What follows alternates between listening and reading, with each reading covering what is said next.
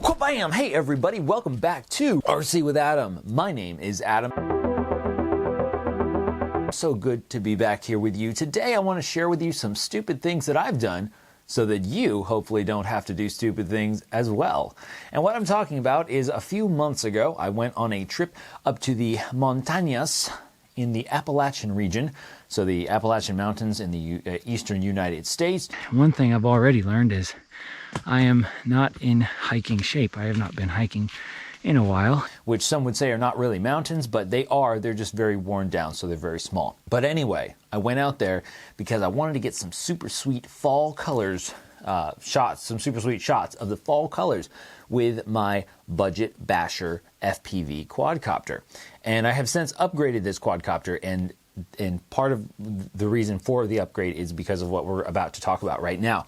But let me just cut to the chase. Basically, I almost lost my quadcopter and the GoPro that was on it, and it was a very scary and exhilarating and very, very learning-full experience. So I want to share that with you, so that hopefully maybe you have a better experience than I did if you go out and fly your drone, wherever you're going to fly your drone. The biggest lesson that I learned on this trip is that when you pop out of the trees, if you're flying your drone and you pop out above the trees, obviously everything was done, very safely.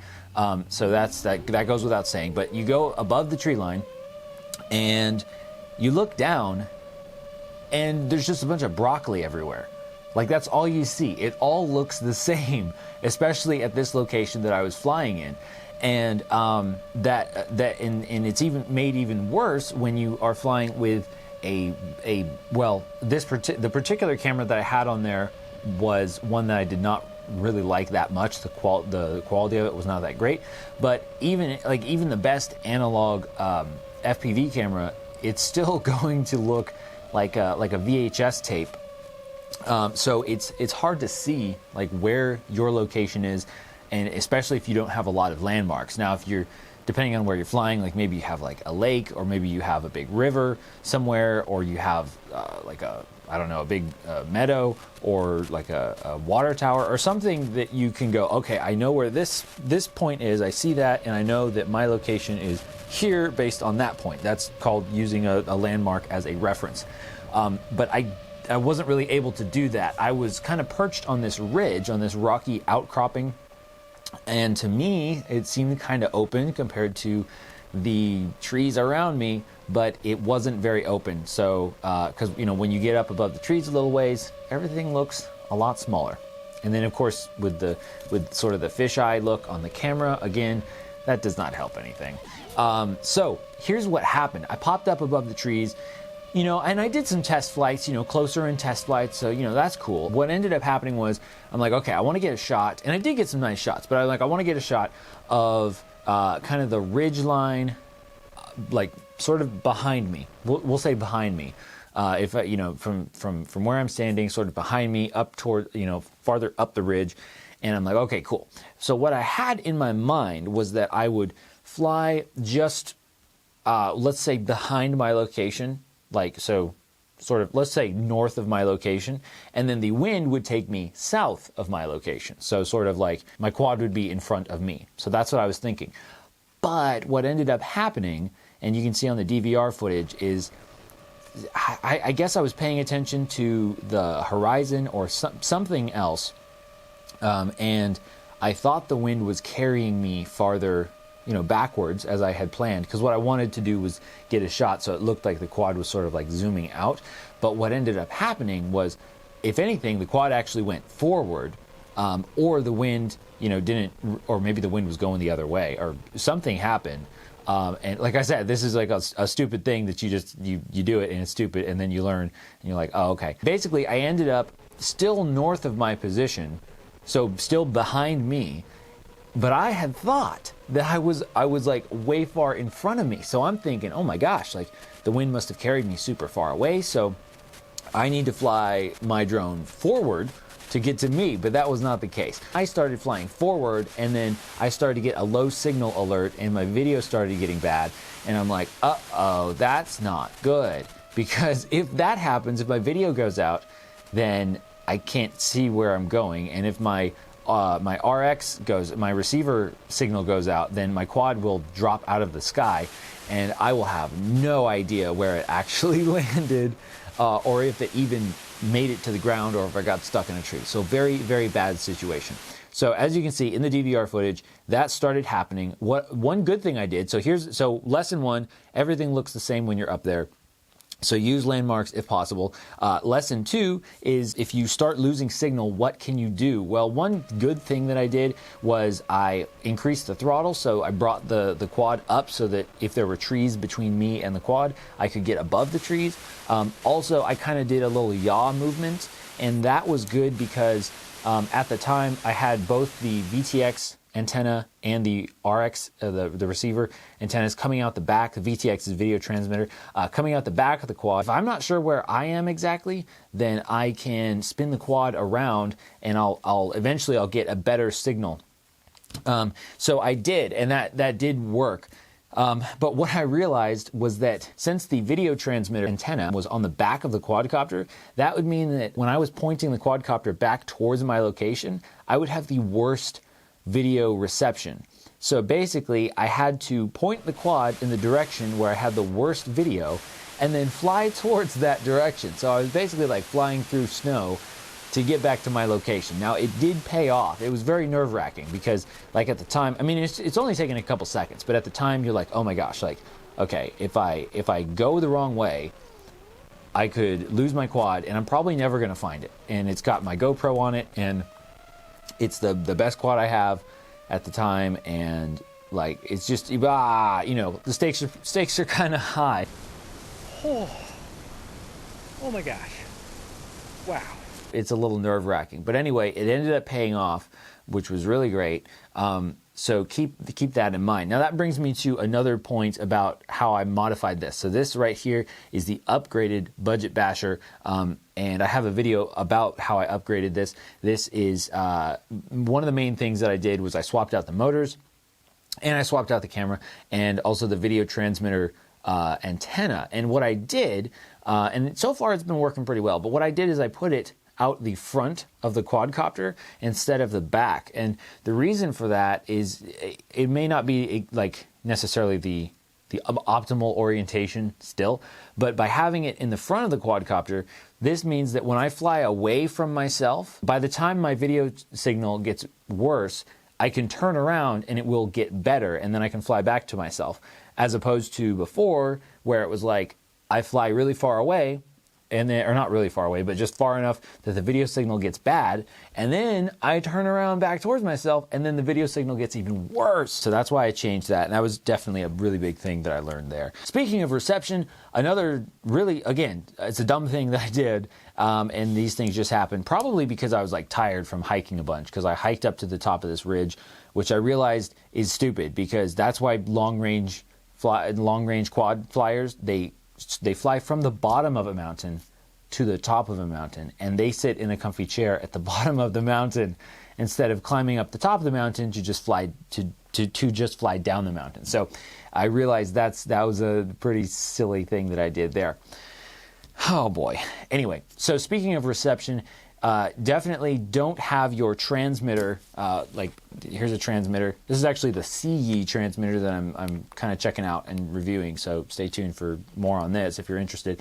But anyway, don't have your body between the quad and the transmitter. So, and this is kind of what I did. So what I should have done also is, and this kind of goes into another lesson, which is where you're standing. So not just your positioning of like where you are in relation to the quad, but also like your actual footing. Like I think I was standing on like a rock, which looked cool, but it was really stupid, because what I should have done is I should have been standing, well, I was on the rock so that I could get more height above the ground. But what I should have done is I should have been standing on a firm place that was like flat, so that I could actually like rotate my body. Right, so that would be another lesson to learn there, is position yourself so that you can move your body to track your drone and your head. At least usually your head is more important, because usually your video signal is worse than your receiver signal.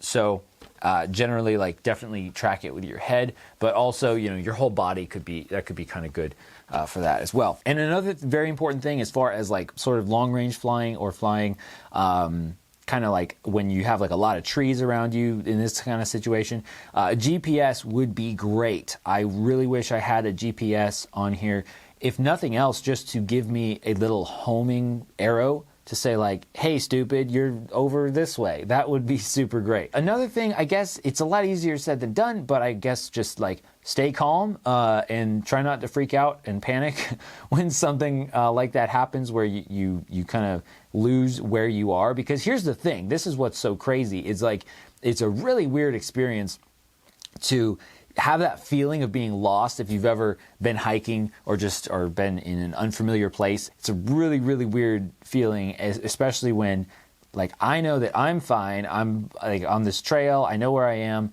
but I'm flying this thing and I'm trying to find myself. It's very, it's very, very strange feeling, but quite thrilling as well. Okay, let's talk gear for just a second here. Now, we talked about the quad already, and I have videos about the upgraded version of the Budget Basher and the Budget Basher. I have a whole build series and stuff, which I think is actually probably still like a fine quadcopter. Like, it was I think a year or two ago that I did the build on the Budget Basher, but really I think for the most part, aside from maybe, well, the upgrades that I made, would definitely make this thing, you know, even better as a modern quadcopter. Anyway, that's really beside the point. Yeah, so let's talk gear for a second. So, gear transportation. I actually still do not have a very good method for transporting all my gear. I would like to buy one of those expensive purpose-built backpacks for drone stuff, but I haven't really found one that I really want to invest the money on yet. So I thought, well, hey, let's just throw it all in like a normal backpack or like a hiking backpack. And that could work, kind of. And to be honest, I kind of just got frustrated with like trying to fit everything and trying to like have a case for things. And because I had made an organizer before and that worked pretty well, but then I was like, nah. So I'm like, all right, let's just kind of put this stuff in here and see how it goes. Well, turns out that's not a good idea. Fortunately, I did put my goggles in a case, but the transmitter, I just sort of, I put in there like in a safe spot that I thought would be okay for it. But it turns out that the battery pack that I had put on there like got like ripped off, or it came undone off the back of it, because it was the FlySky FSI6X, and I did this battery modification, and the battery came off and it pulled off some of the wires, the wires that I had soldered on there to the actual like the terminals on the transmitter. So that was silly. That brings us to another point, is I had the TS100 soldering iron, and that actually saved the day, because I was able to do a quick solder job and just reattach those wires. So super easy. I guess if I like absolutely had to, I could like have taped the wires in place, but that would be like super sketchy. So that was good. You know, that was extra weight to carry around, but it was really good that I had it. And it's just one of those things, I think, that is probably worth carrying around, one of those soldering irons, because that way, if you need to change out a motor, I mean, you could pretty much rebuild your whole quad. As long as you have a soldering iron, you could fix like all kinds of stuff. I had other tools like basically prop nut, wrench, multi-bit driver. So I was pretty well covered there. So the lesson there is, don't just throw everything in a backpack. Try to, if you just need to put it in a regular bag and you don't have like separate compartments for things, try to put things in a case and, you know, keep things protected as much as possible. Especially if you're going hiking, you got to have better protection for it, which I did not. So I learned that the hard way. Speaking of hiking gear, or not hiking gear, but hiking with gear, I would say I probably brought too much gear. Specifically, I brought this, and this is just how it goes when you, especially with hiking, you learn like, okay, that was a dumb thing that I brought because it weighed too much. I brought my my charger, my battery charger for the lipos, as well as a really big, I think it's a 6,000 milliamp hour 4-cell. So the idea was I could plug the 4-cell into the battery charger and then charge some other batteries and get like maybe like, you know, 4 or 5 more charges out of that. But it's funny because I ended up flying like maybe 3 packs total, and I almost didn't fly at all.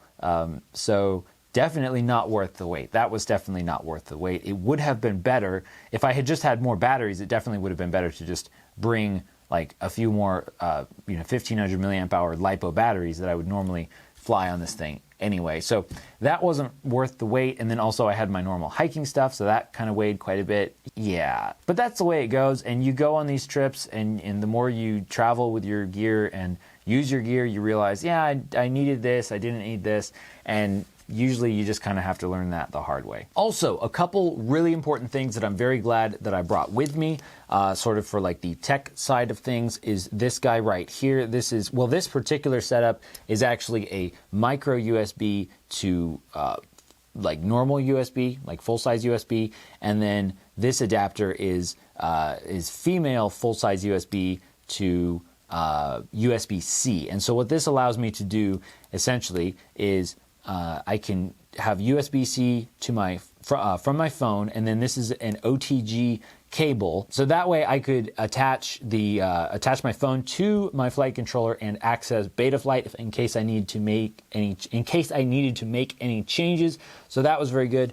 Also, the other super important thing, I highly recommend getting one of these guys, which is just like a simple card reader. So you can do like micro SD and then I guess like full-size SD card, but not CF, but just like full-size SD card reader here. You can get all different types, but this particular one has regular USB input on one side, or output I should say, and then a USB-C output on the other side. So that worked really well, so that I could put in the SD card from my GoPro and then both preview the footage on my larger phone screen right here, so much larger screen than the GoPro, and so I could preview the footage, which is good, so I could see if it was a good shot or not, and I could transfer or copy those files onto my phone, so that way I would have a copy of them while I'm out in the field before I can get home and put stuff on my computer. And last but not least, I think hiking is a little overrated. Let me know in the comments what your thoughts are about hiking and hiking with your gear. I get the whole idea of hiking, and maybe if you're like hiking with fun people, that would be fun, or in like amazing locations. But for me, it seems like most of the hiking I do is with no one or with not fun people, and the locations are just like dense woods with bugs. So that's not really my idea of fun. But let me know what your thoughts are in the comments below. Thanks for joining me, everybody. Hopefully you learned something in this video. Maybe it was a little bit long-winded. I don't know. But hopefully it was worth it, so that you don't have to do the stupid stuff that I did and potentially lose your drone. Also, this video is sponsored by Fix My Drone. Go to fixmydrone.co and get professional help fixing your drone. Who's that professional that's gonna help you? This guy. And now that I think about it, I guess I just kind of told you about a bunch of stupid stuff that I did, which might make you not want to send me your drone to fix it. But we'll just pretend that that is not the case. And if you need help with your drone, but see, here's the thing, I do a bunch of stupid stuff and I fix it, so I'm prepared to fix your stupid stuff that you do, or something like that. All right, thanks for watching, everybody. Love you. See ya. Bye.